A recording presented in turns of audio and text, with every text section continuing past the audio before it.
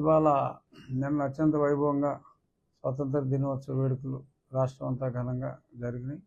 ఆ సందర్భంగా ముఖ్యమంత్రి చంద్రబాబు నాయుడు గారు అన్నా క్యాంటీన్లు కూడా ప్రారంభించడం జరిగింది. గుడివాడలో ఆయన పర్సనల్గా వెళ్ళి అక్కడ స్టార్ట్ చేశారు. 203 క్యాంటీన్ల మొత్తం, అంటే సెప్టెంబర్ నెలాఖరు నాటికి ముందు 100, సెప్టెంబర్ నెలాఖరు నాటికి 203 చోట్ల, మరి రోజుకి 500 మందికి, అంతే కదా, పట్టణాల్లో రోజుకి 500 మందికి ఉదయం బ్రేక్ఫాస్ట్, దాని మెనూ కూడా ఇవ్వటం జరిగింది. లంచ్, మళ్ళీ డిన్నర్ టైంలో కూడా సాయంత్రం పేదవాడికి టిఫిను, లంచ్, డిన్నరు అన్నీ కూడా గతంలో ఉన్నదే.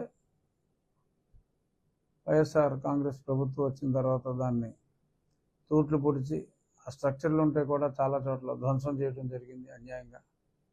మరి ఇప్పుడు తిరిగి దాన్ని ప్రారంభించడం, దానికి ప్రజాస్పందన కూడా మరి నిన్న 2 కోట్ల రూపాయలు అన్నా క్యాంటీన్కి విరాళాల రూపంలో వచ్చిందని చెప్పారు. చాలా చాలా అభినందించదగ్గ విషయం.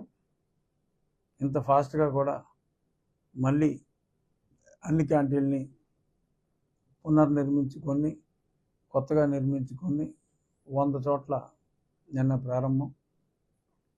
రాబోయే 45 రోజుల్లో అక్టోబర్ 1 నాటికి ఇంకొక 103, 605. అన్ని పట్టణాల్లో అయితే ఈ కార్యక్రమం ఉంది. మన ఉండే నియోజకవర్గానికి వచ్చేటప్పటికి మాకు కొత్తగా ఒక మున్సిపాలిటీ యాడ్ అయింది. మరి దాని గురించి గౌరవనీయులు మంత్రులు నారాయణ గారిని ఈ 203 లిస్టులో మాది లేదు, ఉండిని యాడ్ చేయమని చెప్పి నేను అభ్యర్థించా.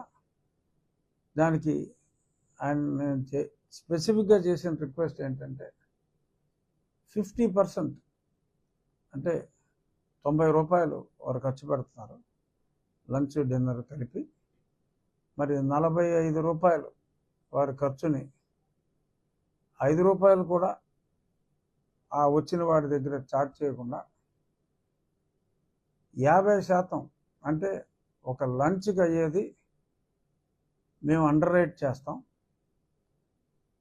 ఆ పర్టికులర్ స్లాట్ ఏదైతే ఉందో, మరి ఎంతోమంది పుట్టినరోజులు, పెళ్లి రోజులు, అలాగే వారికి ఇష్టమైన తల్లిదండ్రులు, వారి తాతలు కాలం చేస్తే ఎవడో శాశ్వతం కాదు కనుక ఆ రోజు వారిని స్మరించుకుంటూ 10 మందికి భోజనం పెట్టే అన్ని దానాల్లోకెల్లా అన్నదానం మహా గొప్పది. అందుకని ఎన్నో దేవాలయాల్లో ఇప్పుడు మన సిక్కు దేవాలయాలు, సిక్కుల గురుద్వారాలు చూస్తే మరి దేశంలో ఉన్న ఆల్మోస్ట్ అన్ని గురుద్వారాల్లో కూడా ఆ భోజనం అనేది ఒక నిరంతర యాగంలాగా జరుగుతుంది. ఎనీ పేదవాడు, ఏ మతస్థుడైనా సరే అక్కడికి వెళ్తే కాదనకుండా భోజనం పెడతారు.